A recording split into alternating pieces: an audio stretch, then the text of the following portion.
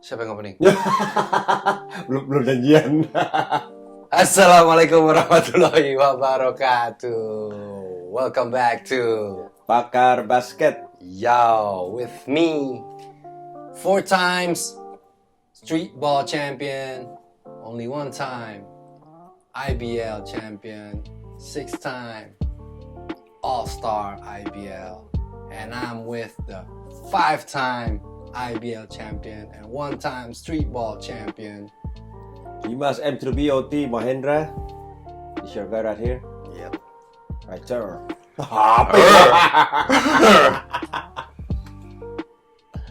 Kita nih lagi mau bahas masalah gawat darurat di NBA. UGD atau IGD nih? Dari kacamata gua. Nah, gue juga bisa bilang dong, berarti komen dari kacamata gue. Iya, sudut pandang kacamata lo. Ini kan lagi rame nih.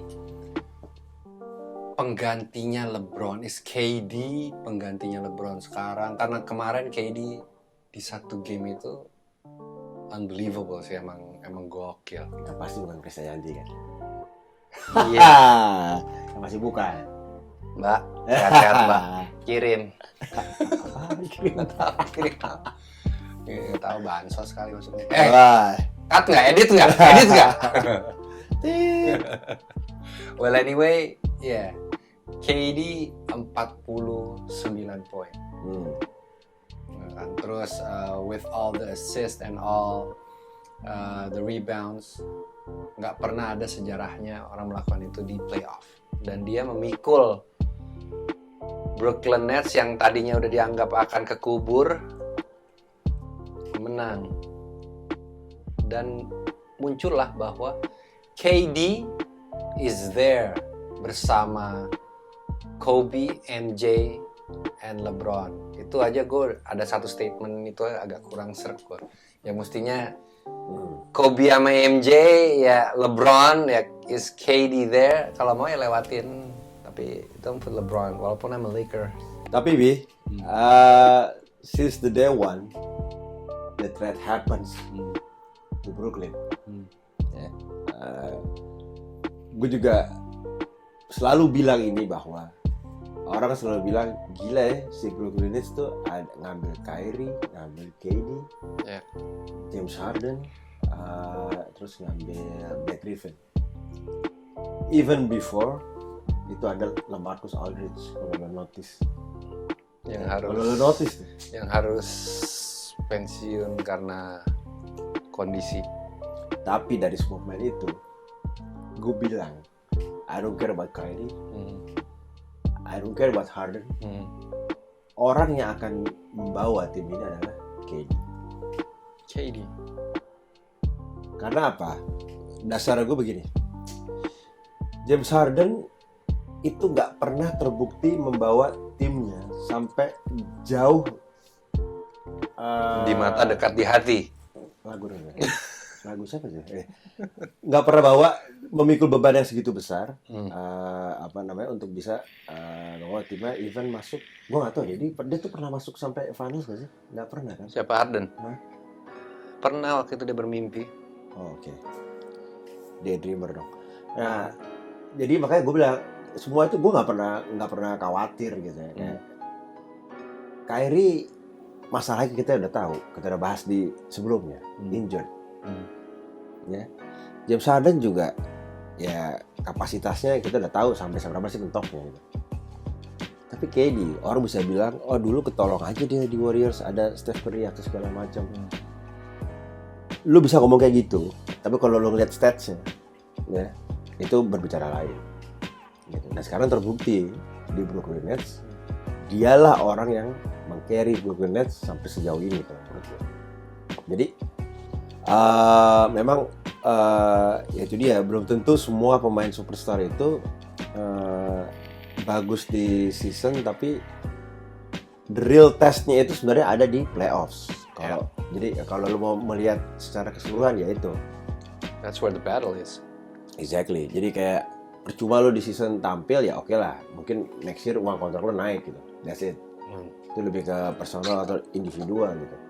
Tapi untuk menjadikan lo yang di recognize atau dapat respect lebih, ya itu ajangnya itu adalah ajang playoff. Itu nggak hanya berlaku untuk superstar, tapi lo itu berlaku juga untuk pemain yang kayak benar-benar gue gini yang cadangan gitu, Bi. Jadi kalau lagi main di playoffs itu menurut gue tuh ajang yang paling bagus. Jadi bisa dibilang gue nggak masalah sama predikat pemain cadangan gue, gitu. Karena gue tahu gue bermain cadangan juga di tim Oke, dan itu 11 orangnya juga nasional. Dan ketika gue dapat play minus, ya di situ gue tahu bahwa yang bisa membuat gue survive untuk next season adalah ya playoff. Jadi kalau lo ngelihat, contoh paling gampang lagi, kalau lo ngelihat di Brooklyn Nets, kalau lo notice ada pemain yang baru di last minute tuh di kontrak pertama awalnya cuma 10 days kontrak, Mike James. Yang akhirnya diperpanjang sampai rest of the season, sampai di akhir playoffs. Dan sekarang dia jadi pemain pengganti yang sifatnya krusial. Nah ini kan juga ajang pembuktian bahwa walaupun di game keberapa dia 2 menit terakhir itu 4 kali mesti bukan dia yang eksekusi. Exactly. Itu kan betul. Itu kan balik lagi ke namanya mentality sama experience. Exactly. Mentalitinya ada tapi nggak punya experience, ya lu nggak bisa ngambil decision. Jadi bedanya ini kalau lo nggak tahu juga ya guys, teman-teman nih, bedanya mentality sama experience itu apa sih gitu. Kalau mentality itu lo lebih kepada lo bisa menghandle dalam satu game itu, lo menghadapi situasi yang under pressure dan segala macam, di situ lo bisa compete. That's mentality gitu. Experience itu lebih kepada di mana dan kapan lo harus ngapain, itu experience. Nah itu yang main-main yang memang tidak semua itu nggak ada latihannya, nggak ada tuh. Ya kalau lu juga ngaku anak basket yang udah latihan 5 tahun 6 tahun, pernah nggak lu diajarin pattern? Oke, pattern kalau nanti keadaan kayak begini lu mesti begini, nggak ada. It's all about instinct. Dan insting itu adalah equal with talent. Nah jadi emang itu mahal, pelajaran mahal. Makanya orang selalu bilang pengalaman itu adalah pelajaran paling berharga. Gitu kan gitu. Ya itu sih intinya kalau menurut gue. Jadi dan semua faktor itu ada di KD. Gitu. So you think KD is the best player Right now? right now? No. Who is the best player right now in the league, in NBA? When I talking the best, meanings to say that itu udah beyond dari limit seorang superstar biasa. Gitu. Karena kan status itu beberapa tahun terakhir ini dipegang sama LeBron. Yep. Berarti menurut lo LeBron is still the best player? Yes. Terlepas dari gue like and dislike sama dia ya. Tapi gue bisa bilang karakter dia emang masih luar biasa. LeBron. Dan lo lagi-lagi nih, banyak hal yang bisa di-compare, gak cuma hanya statistik gitu kan. Tapi apa yang dihasilkan, lu juga harus compare dengan situasinya. Kalau lu mau apple to apple ya. Jadi berapa sih sekarang sih age-nya? 30, forgot. Let me check. Anyway, kenapa? Taruhlah dia gue lupa ya, 34. 34. Baru mau Kevin, something itu 32, 34. Ya, 32. Dia kelahiran 88. Exactly, kan 33 lah ya. Lu tahu berapa umurnya LeBron? 38. He's 36, 37, going 37 ya. Ya. Tapi statistiknya itu hampir sama. Lu kebayang gak dengan umur yang segitu, lu pasti bisa seproduktif orang yang 4-5 tahun di bawah lu. Itu nggak gampang. Despite dia mengeluarkan uang 15 miliar rupiah per tahun untuk itu health ya. Bagian dari dia sebagai seorang yang profesional memberi contoh ke yang lain. That's the point. Kalau gue merasa KD is better than LeBron. KD is the man right now buat gue. Gue akhirnya mengakui bahwa LeBron seperti yang lo bilang ini seperti bayangin gue sama bini gue debat perihal LeBron. Dia bilang lo harus ngakuin mas kalau LeBron itu bisa bawa tim, bisa ngangkat tim. Gue nggak pernah ngaku itu. I've been a LeBron hater too long gitu. Sampai dia masuk ke tim gua, Lakers. Ya. Sakit dan seneng berbarengan ternyata. Dilema. Karena saat itu Lakers ya lagi pincang-pincangnya. Dan kenyataannya memang ya gue akui dia bisa ngangkat gitu. Mau dibilang ya ada AD, ya gue mengakui dengan umurnya dia, statistiknya dia luar biasa. Dan dia itu bukan scorer, dia itu pass first player. Oke. Dia itu Magic Johnson style, dia bukan Michael Jordan. On top of that, ya, kalau lu semua notice nih, kalau ibarat penulis buku, LeBron itu udah tinggal sisa nulis di 3 halaman terakhir. Sebelum akhirnya itu halaman terakhir judulnya The End. Yeah. Ya. Tapi bukunya yang dia tulis itu, menurut gue, sequence-nya rapi banget. Peak dalam hidup dia, karir dia di basket, menurut gue adalah pada saat dia bawa juara Cleveland. Itu udah the highest peak yang dimana Dia menepati janji. satu, kedua, lu ngeliat capacity tim Cavs pada waktu itu, Yeah. It's not easy man, kayak lu bisa beat up si Warriors. Yeah. Dan the whole city of Cleveland, kid from Akron kan dia bilang gitu kan, gue kid from Tebet nih. Asik. Tebet, daerah Tebet lagi. Nah itu menurut gue itu adalah picknya dia. Ya itu adalah bukunya dia di halaman tengah-tengah tuh, lagi seru-serunya. Nah sekarang dia udah mulai masuk ke halaman terakhir. Yang kalau lo notice bahwa next season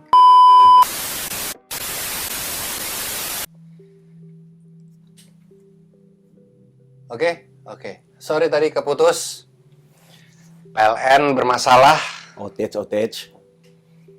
And tadi kita baru sampai Akron. Iya, tadi kan gue bilang kalau LeBron itu ibarat penulis buku. Dia itu nulis bukunya emang rapi banget. Halaman tengah dia tuh lagi pik-piknya itu ketika dia Sastra dia. sastrawan. Iya pokoknya. Nah itu dia pas dia di Cleveland dia bawa juara, menurut gue itu adalah peak dalam karirnya dia. Sesuatu yang orang akan selalu ingat dan itu adalah bagian dari the highest dari karirnya dia di basket.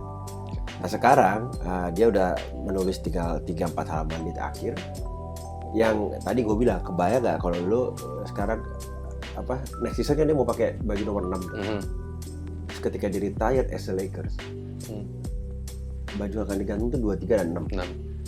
Di sebelahnya 24 dan 8. Iya. I mean, dia tuh create his own legacy. Dia tahu gimana dia harus mengakhiri karirnya dengan baik. Terlepas dari dia terdapat 1 kali juara lagi apa enggak, which is itu nanti akan equal dengan si almarhum Kobe. He will. Karena Lillard will play or Westbrook. Nah, jangan Westbrook lah, dengan Dame lah. Of course. Jadi kalau emang dia itu ya udah, artinya bener-bener dia tahu dia harus ngapain, dan dia tahu berapa tahun lagi dia pengen main. Dia tahu semua-muanya dan dia know how to end the game. Itu kenapa makanya gue bilang nggak banyak pemain kayak dia itu yang bisa itu nulis bukunya itu rapih gitu. Kebanyakan kan rata-rata orang nulis buku tapi masih belum tahu halaman depannya apa gitu kan. Tahun depan ceritanya bisa agak miring lagi, halaman berikutnya miring lagi, sampai kadang-kadang ada yang halaman belakangnya blank karena dia harus berhenti karena dia cedera gitu. Nah itu is even worse gitu kan. Tapi ini satu orang nih emang udah kayak ibarat presiden di tahun terakhir mau soft landing. Biar nggak dikudeta. Gitu ya. Ini ya 2024 bilang soft kayak ini. Enggak, maksud gua George siapa? Donald Trump. Gitaris gitu. Donald Trump kan ya nggak lanjut, cuman nggak bisa bikin bukunya dengan mulus endingnya. Bukan Indonesia loh. Nah itu makanya gue bilang KD ya emang bagus. Cuman it depends how you see. The way I see it from a different angle. Ya itu tadi gue mulai dari sisi itunya gitu. Jadi karena gini, gue kalau selalu gue ketika ditanya siapa pemain yang terbaik, gue akan ngelihat dulu lawan bicara gue itu bicara dari angle apa. Jadi bukannya gue plan atau gue nggak punya satu prinsip gitu. Cuman menurut gue lebih fair ketika lo tuh menilai obrolan tuh sama gitu. Kalau lo mau ngomong jago dari apanya, gitu kan? Kalau lo mau melihat orang itu bagus dari apanya? Kalau kita berbicara statistik, ayo kita buka-buka statistik. Tapi dasarnya jelas itu satu. Tapi kalau lo mau ngomongin general, ya berarti you should understand the whole aspects, ya. From a basketball player itu nggak cuma dari statistik dan skills. No. Agree. Gue setuju. Gitu. Jadi ya emang agak susah kalau debat sama gue, emang agak susah karena ya itu menurut gue tuh pemain basket banyak sisi-sisi lain yang mungkin nggak umum gitu, nggak banyak orang juga melihat sampai ke sana gitu. Itu ya. Kalau dari aspek lo bilang greatness, yes, dalam artian 20 tahun lagi orang akan menganggap LeBron one of the three GOATs. Iya. Mayoritas dari mereka hanya tahu cerita, ending itu paling penting. Same thing like Kobe. MJ dihapuskan bab-bab terakhirnya, diedit ulang, orang inget last shot. Wizard eranya sebisa mungkin dilupakan. But yeah, I agree in 20 years. But right now, KD udah masa transisi pergantian presiden. Ya. Karena next year, gue nggak meragukan LeBron tetap gokil, cuman gokil di umur 37 tahun versi LeBron yang tetap gila. Tetap gila. Tapi by statistik aja dia sekarang sudah menurun 2 poin untuk average point per game, which is still good, but not good enough to carry a team. That's why udah waktunya di Lakers, AD yang akan harus totally step up untuk points per game-nya. Gitu. Dan KD ya proving point dari di musim ini aja. Kalau misalnya ini game dia bisa tembus lawan Milwaukee dan dia bisa masuk final dan apalagi juara, stamp legacy-nya dia itu akan semakin bersinar. Karena selama ini kan orang bilang kan KD ya di Warriors wajar lah, dia pindah dari OKC begitu terus masuk Warriors yang udah tinggal terima, udah pasti juara, ada KD ya lebih juara lagi. Terus sekarang Nets yang super team tapi 2 superstar yang nggak ada, although it's one game tapi kita bisa lihat potensinya KD seperti apa. Ya. Gue nggak suka Harden. Gue bukan benci, gue nggak suka Harden. Tapi gue akui kehadiran Harden 45-46 menit di game itu, dia main walaupun berdiri, orang pada bilang ya gue juga bisa lah kalau cuma berdiri gitu doang. Tapi lo bukan James Harden, yang dimana dia salah satu orang kalau pegang bola tuh defender udah pasti kenyi. Walaupun dia cedera. Bukan James Dean kan? Hah? James Dean. Ya, klimis tuh James Dean. Kacamata dulu. Gitu. Jadi itu buat gua proving point buat KD, apakah dia benar-benar take the throne. Untuk saat ini orang bisa ngomong begitu karena LeBron is out of the contest for a championship. KD is still dan masih menjadi conversation. Kalau untuk conversation KD digabungkan dengan the GOATs, gue rasa belum gitu. Cuman kita bisa lihat, kita mesti ingat KD at Rucker Park itu kemarin kayak KD at Rucker Park. 66 point ya di Rucker Park ya. Lawannya juga Beasley yang juga gila gitu. So I think it's KD, pendapat gue ya, it's KD's era now gitu. Dan no disrespect to other players, but it is KD itu so smooth, man. So smooth. Lo setinggi itu yang mesti main center tapi shooter nembak dari gila. So smooth gitu ya. Makanya conversationnya Giannis, ya lo setinggi itu tapi lo nggak bisa kayak KD gitu sih. Buat gue sih KD is passing. NBA belongs to KD for now buat gue.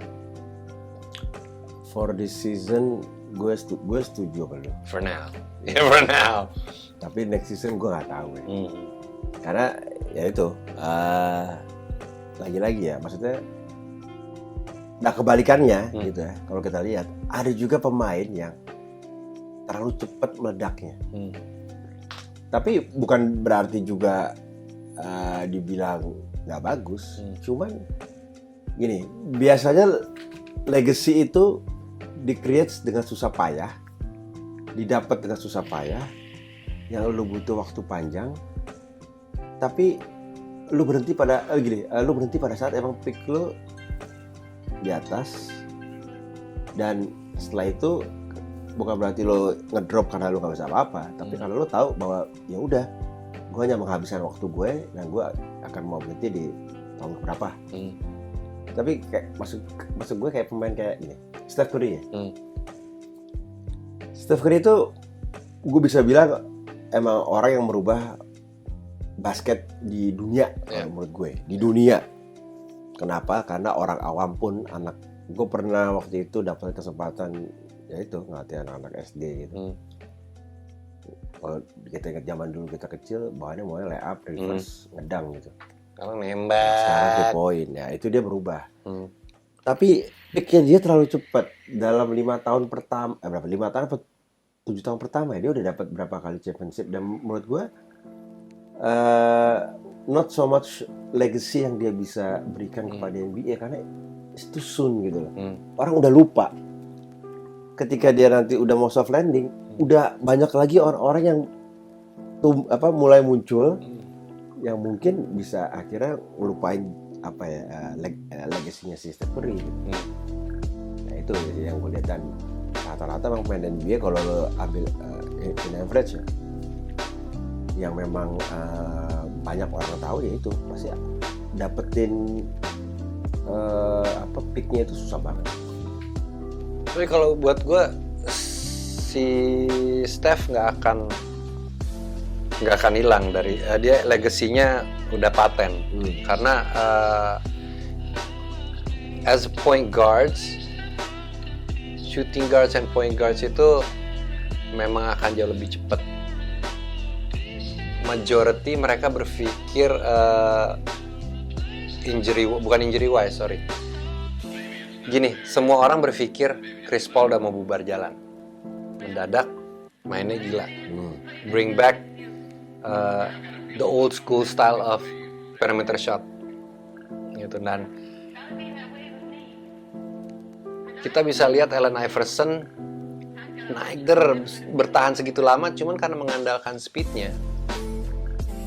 Ya nggak bisa bertahan itu. Chris Paul menemukan cara. Nah, Stephen Curry juga buat gue dia akan tetap karena gamenya seperti itu. Yang berbahaya justru kayak Damian Lillard. He is a amazing, jago abis, apek di timnya, belum dapat pasangannya another superstar. Dia umur 30 pas, sekarang he got 3-4 years to achieve karena gameplaynya dia itu quick, explosive. Nah itu yang lu sebutin barusan itu, Bu. Itu adalah salah satu cara yang dilakukan oleh orang untuk to become greatness-nya itu di situ. Sadar gak sih lu kalau LeBron tuh melakukan itu? Iya. Yeah. Tadi gue hampir kontra sama lo ketika lo bilang LeBron statistiknya turun sekian poin, sampai lo bilang bahwa in a conclusion bahwa justru itu bukan karena dia yang nggak bisa maintain, tapi his decisions yang dia bilang gue harus begini supaya gue bisa bertahan. Jadi orang bilang wah LeBron kalau dari statistik sekarang average-nya cuma berapa sih, poin per game 24 lah ya. points per game gitu. Tapi lo lihat deh dengan dia daya main begitu, dia tuh lebih ke adjusting the game kalau menurut gue. Ya. Dan itu nggak gampang untuk orang sebesar dia, orang sejago dia, dengan ego yang segitunya. Itu susah. Ya, dia ya points per game-nya juga sekarang field goal, tapi harus dilihat juga field goal percentage-nya berubah karena udah nggak banyak in the paint. Dia mulai nembak dari luar. Kalau case-nya adalah dia sebagai pemain yang bukan menurunkan statistiknya, dia mencari ritme barunya untuk bertahan 82 game. Exactly. Gitu ya, yang dimana mau nggak mau average point-nya turun, ya itu juga dominance-nya juga turun. Gitu. Kalau dia force untuk to be top 5 scorer, ya dia mau nggak mau banyak menggunakan drive-nya masuk di paint. Poinnya akan tinggi tapi durability-nya dia juga berkurang. Ya. Itu kan kita berbicara dari sisi fisiknya. Ya. Satu hal lagi mungkin yang kalian nggak tahu ya. NBA itu kan game banyak ya. Kalau dulu standarnya 82 game. Ya. Lu pikir gampang tuh main 82 game, maintain performance lu begitu terus tanpa ada rasa jenuh dan bosan? Wah, itu nggak mungkin. Nggak mungkin. Kita aja 18 game kadang-kadang satu game pengen cabut, gue istirahat dulu deh gitu. Sementara orang-orang yang lama istirahat, gue pengen main nih. Tapi ada kalanya di mana memang rasa jenuh itu akan impact terhadap performance lu. Nah, killing rasa jenuh ini kan nggak ada latihannya juga, Bi. Yep. Lagi-lagi itu balik lagi ke habit lu. Yep. Jadi untuk seorang superstar, ya lu main 82 games atau taruh 70-nya aja lu main, 10-nya lu miss. Kadang-kadang lu duduk juga emang lu ngomong ke coach lu, gue pengen istirahat. Terus bisa main lagi, memaintain lagi sampai ke playoff, maintain lagi segitu average bahkan naik. Wah, itu yang namanya jago ya, itu jago. Bahkan kayak MJ pernah dia di Michael satu Jackson. Iya, Mbak Jono. Ya. Di seasonnya dia average-nya 36 something. Di playoff average dia 39.8 atau something.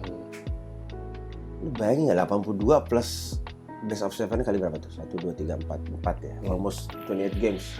30 games lah. Bukannya turun, naik sampai ujung. Jadi kalau dibikin grafik lu begini terus. Ya kalau lu bukan pemain yang emang gifted sih itu berat. Nggak gampang. Dedication-nya itu gila. Dedication-nya gokil. Itu gila. Itu yang gue bilang greatness tuh itu. Nah itu, tapi kalau tadi lu bilang KD for now, ya I'll take it lah.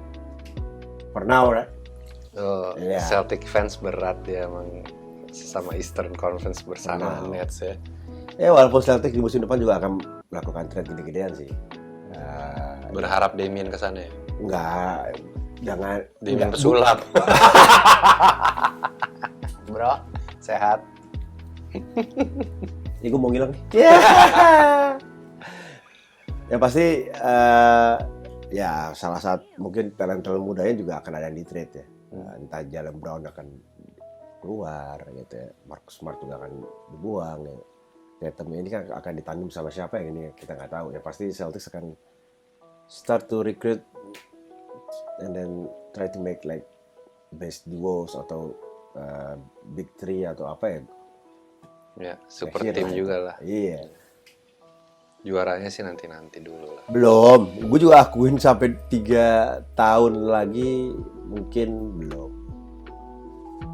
Ya 2024 lah, Pilpres. Gue gak mau ngomong politik ya. Kan gue cuma ngasih tahu tahunnya, Iya. Siapa calonnya bodoh. Ya kita nggak tahu, bodoh amat lah, belum juga gitu. Kenapa jadi kayak talk show? Oke, kembali lagi ke topik. Jadi intinya kalau conclusionnya lo, this season is KD season. Jawaban gue, I'll take that. Yeah, I'll take that too. But next year, Lakers will be back. Iya, karena itu udah masuk halaman kedua terakhir lu bukan? Yang tadi gue bilang, he knows what he needs to write.